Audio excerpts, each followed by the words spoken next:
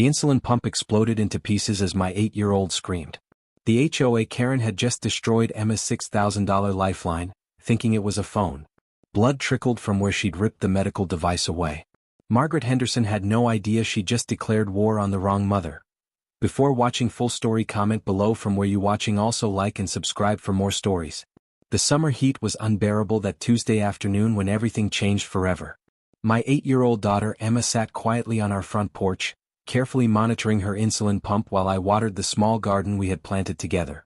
She was such a brave little girl, managing her type 1 diabetes with more maturity than most adults I knew. Emma had been diagnosed 3 years ago, and since then that small medical device had become her lifeline.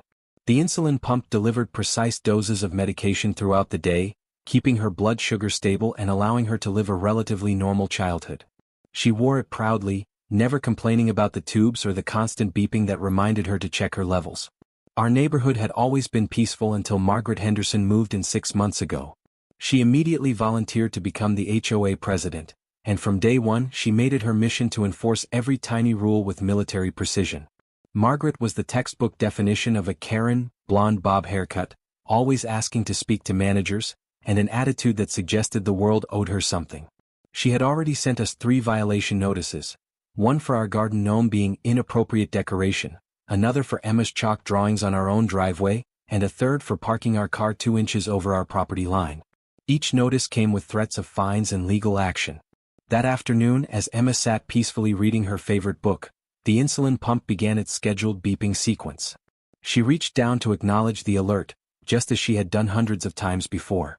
The device was clipped to her colorful summer dress, the thin tube running discreetly under her clothing.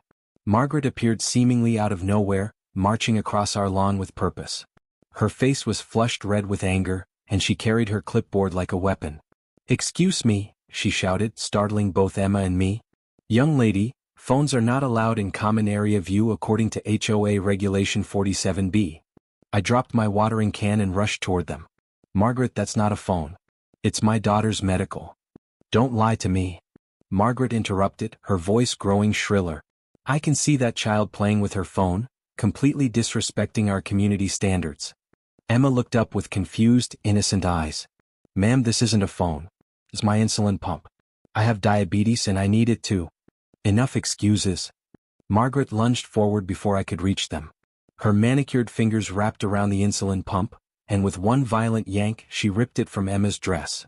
The sickening sound of breaking plastic filled the air as the device hit the concrete. The pump shattered into pieces, insulin spilling across the ground like tears. The continuous glucose monitor that had been carefully attached to Emma's arm was torn away, leaving a bleeding wound. Emma's scream pierced through the afternoon stillness. Not just from the physical pain, but from the terror of seeing her lifeline destroyed. She collapsed to her knees, frantically trying to gather the broken pieces. "My pump. My pump," she sobbed, her small hands shaking as she held the destroyed device. "Mommy, I need my medicine." I had never felt rage like that before. Pure, protective fury coursed through my veins as I knelt beside my daughter, checking her arm and trying to comfort her while my mind raced with the medical emergency we now faced. "What have you done?" I whispered, my voice trembling with controlled anger. "You just destroyed a $6,000 medical device that keeps my daughter alive."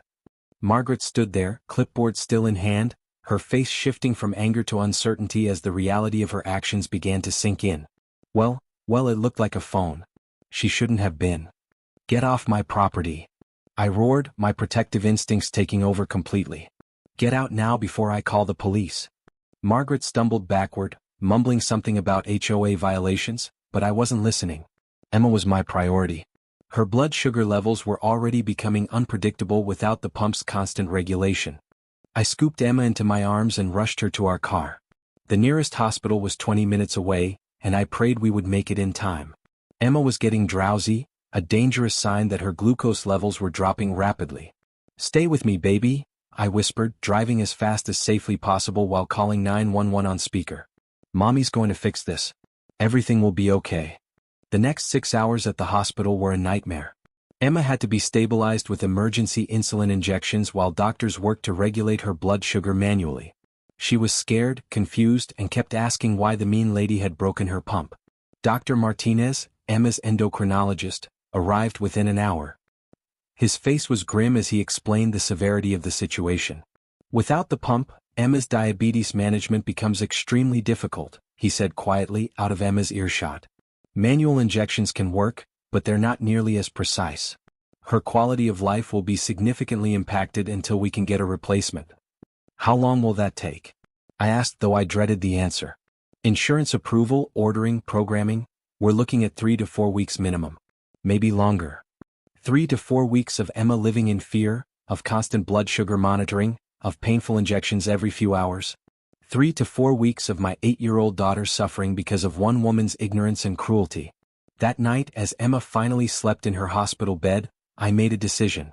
Margaret Henderson was going to face consequences for what she had done. Not just financial consequences, but real accountability for the pain she had caused my innocent child.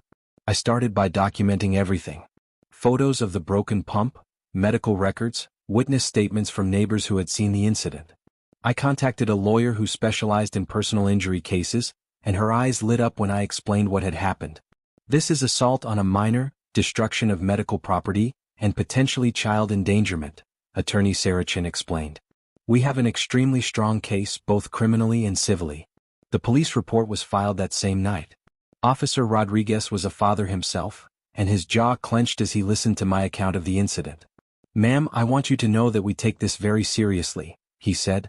"Interfering with someone's medical equipment isn't just vandalism, it's a felony in this state." But I wanted more than just legal justice. I wanted Margaret to understand the human cost of her actions. Over the next week, while Emma struggled with painful insulin injections and constant monitoring, I began my campaign. I started by attending the next HOA meeting, where I stood up during the public comment period.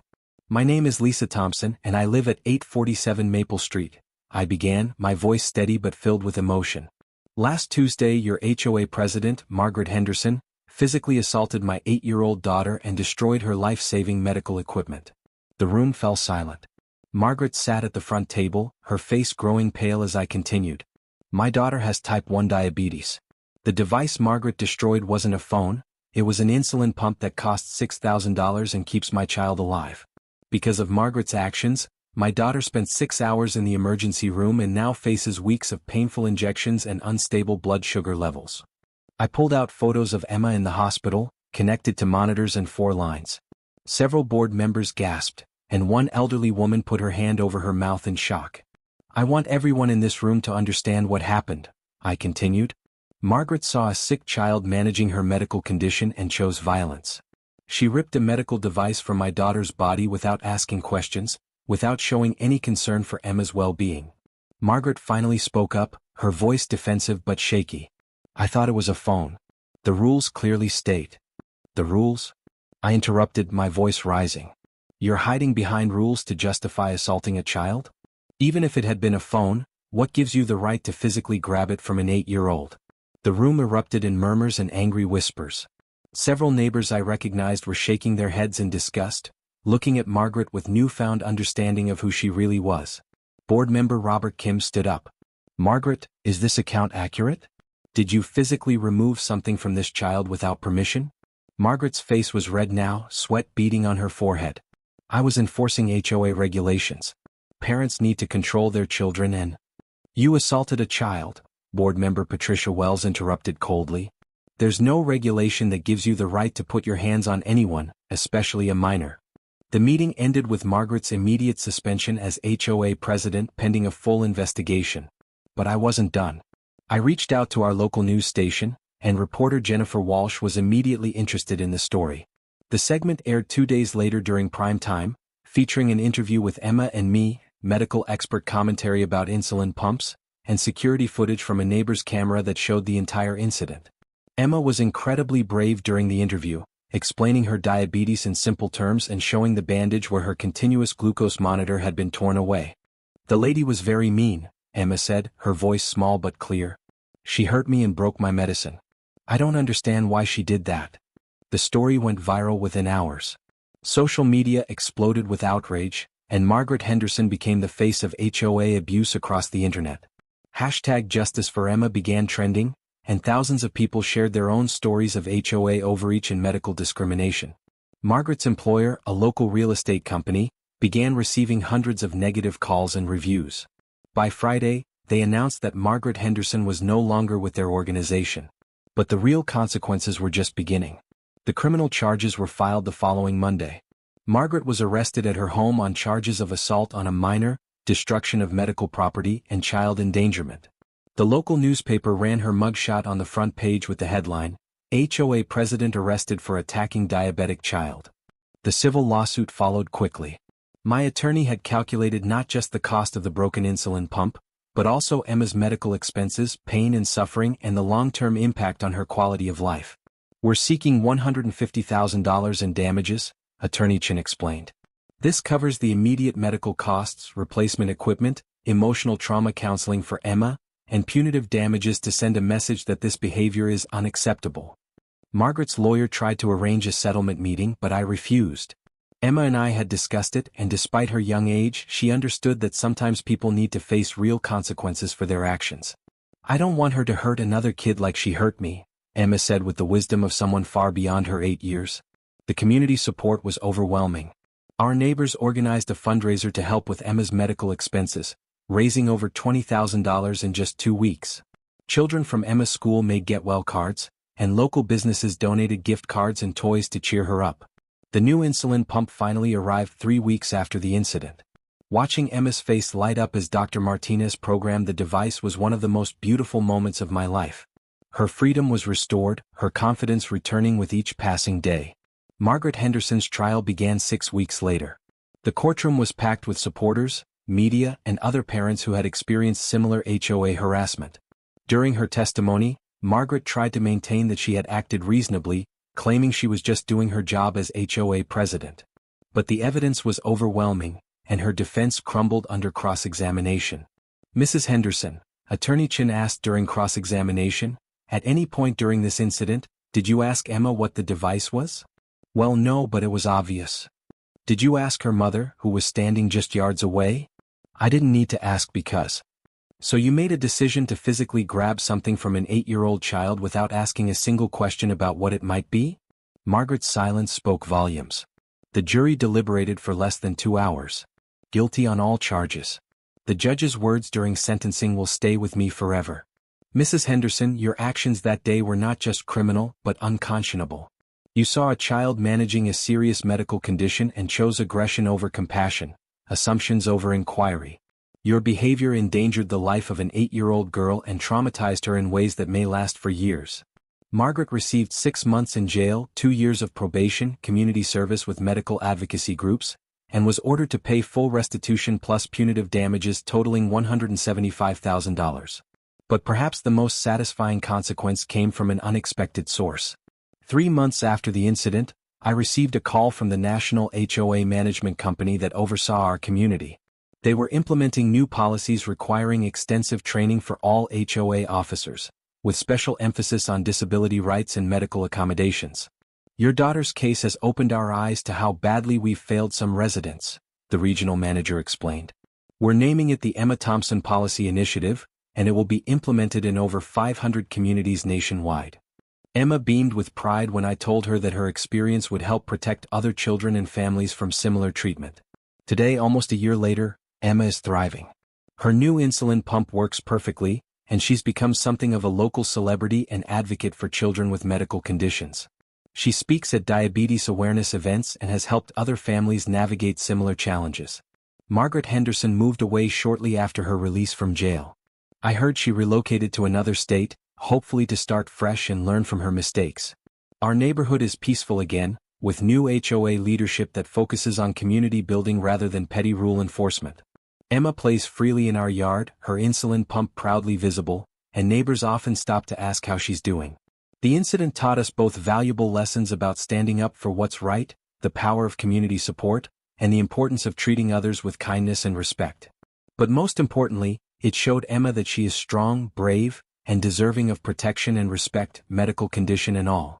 Sometimes the worst moments in our lives lead to the most important changes.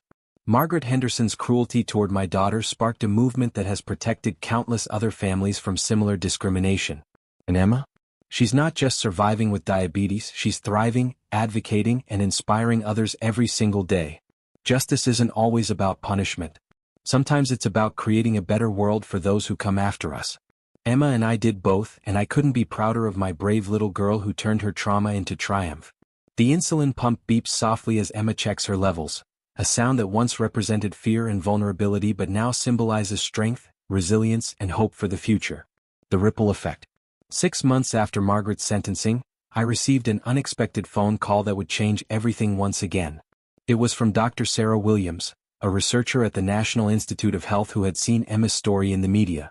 "Mrs. Thompson, I've been following your daughter's case and I believe it highlights a much larger problem we're facing nationwide," Dr. Williams explained.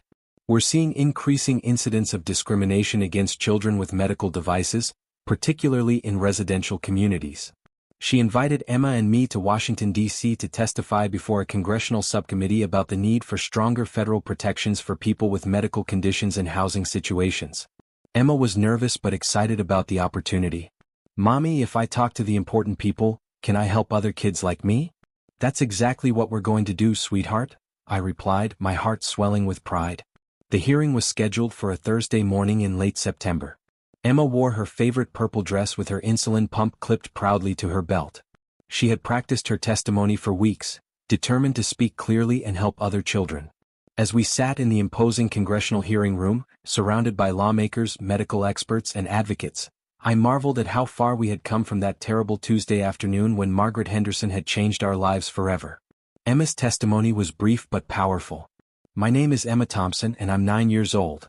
I have type 1 diabetes, which means my body can't make insulin on its own. This little machine," she pointed to her pump, "keeps me healthy and lets me play with my friends and go to school like other kids. Last year, a mean lady broke my medicine machine because she thought it was a phone. She didn't ask me what it was. She just grabbed it and broke it. I had to go to the hospital and it really hurt. I was scared I might die without my medicine. I don't want other kids to be scared like I was. Grown-ups should ask questions before they do things that might hurt children.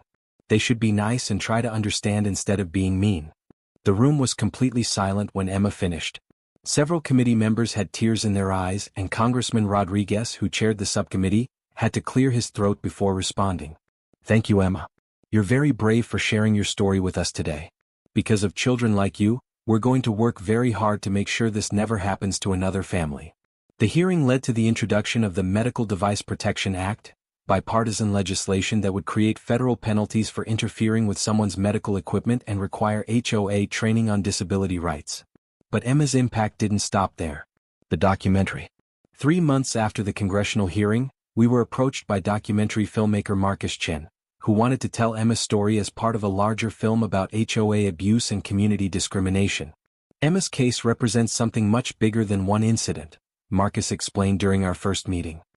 "It's about how fear and ignorance can turn neighbors against each other, and how one family's courage can create lasting change."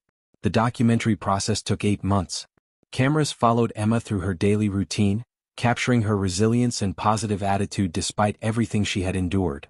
We visited the spot where Margaret had broken her insulin pump, now marked with a small memorial garden that our neighbors had planted in Emma's honor. The film, titled Broken Trust, The Emma Thompson Story, premiered at the Sundance Film Festival and won the award for Best Documentary Short. Emma walked the red carpet in a beautiful gown, her insulin pump decorated with sparkly stickers that caught the camera flashes. During the post-screening Q&A, a young boy in the audience stood up and asked Emma how she stayed so brave. "I learned that when bad things happen you can choose to be scared forever, or you can choose to help make things better," Emma replied with the wisdom that continued to amaze me. "I chose to help because that's what my mommy taught me to do." The documentary was later picked up by Netflix and reached millions of viewers worldwide, sparking conversations about medical discrimination in communities across the globe. Margaret's aftermath. Through mutual acquaintances, I learned that Margaret Henderson's life had taken a very different trajectory after her conviction. She had indeed moved to Arizona, where she initially struggled to find employment due to her criminal record and the notoriety of her case. However, about a year after her sentencing, something unexpected happened. Margaret reached out through her attorney, requesting permission to write Emma a letter. I was hesitant at first, but Emma surprised me with her mature response. "I want to hear what she has to say, Mommy. Maybe she learned something." The letter arrived 2 weeks later, handwritten on simple notebook paper. "Dear Emma, I know I can never undo the hurt I caused you and your family. There is no excuse for what I did that day. I was angry, controlling, and completely wrong. Since that day, I have learned about type 1 diabetes and how insulin pumps work. I volunteer now at a children's hospital, helping families who are dealing with medical challenges. I tell them about you, about your bravery and how you turn something terrible into something that helps other people. I think about you often and hope you are healthy and happy. You deserved so much better from the adults in your community, especially from me. I'm truly sorry, Emma. I hope someday you can forgive me. Sincerely, Margaret Henderson. Emma read the letter carefully, then looked up at me with serious eyes. She sounds different now, Mommy. Sad but different. What do you think about that? I asked. I think maybe she learned that hurting people makes you feel bad inside, Emma said thoughtfully. I forgive her, but I still don't want her to hurt other kids. Emma's capacity for forgiveness, even after everything she had endured, reminded me why I was so proud to be her mother. The foundation. Emma's story had touched so many people that donations continued pouring in long after our initial fundraiser. By Emma's 10th birthday, we had accumulated over $200,000 in donations from supporters around the world. Emma and I decided to use the money to start the Emma's Hope Foundation, dedicated to providing emergency medical device replacements for children whose equipment had been damaged or destroyed. We also funded educational programs to teach communities about medical conditions and disability rights. Our first grant went to a family in Oregon whose son's hearing aids had been confiscated by an overzealous school administrator who thought they were wireless earbuds. The second went to a girl in Texas whose seizure alert device had been broken by a store security guard who didn't understand what it was. Every time we help someone, it makes that scary day feel more worth it, Emma told a reporter during our foundation's first anniversary celebration. The foundation grew rapidly, with medical device manufacturers donating equipment and volunteers helping us reach families in need. Emma became the youngest board member in the organization's history, providing input on which cases to prioritize and how to best serve children like herself. Emma today. Now 11 years old, Emma has become a confident young advocate who speaks at medical conferences, schools, and community events. She has testified before state legislatures in 6 different states, helping to pass stronger protections for people with medical conditions.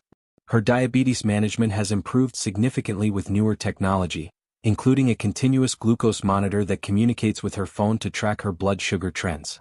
The irony isn't lost on either of us that she now actually does carry a phone, one that legitimately helps manage her medical condition. Emma's academic performance has never suffered despite her medical challenges.